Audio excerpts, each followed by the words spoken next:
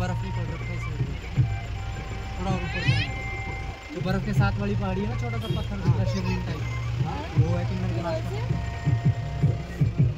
ये रुको, कैमरे को लो और ऊपर लो। हाँ इस साइड बर्फ के साथ इस साइड पे छोटी सी पहाड़ी है, उसको स्नैप ले।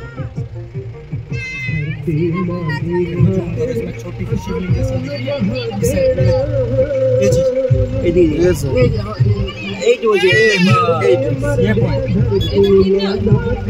ये बाकी और हाइट पे जाएंगे वो सामने आएगा, इस हाइट की सैद पे जाना है, इतनी हाइट में ऊपर जाएंगे और अच्छा दिखेगा। और तो भालो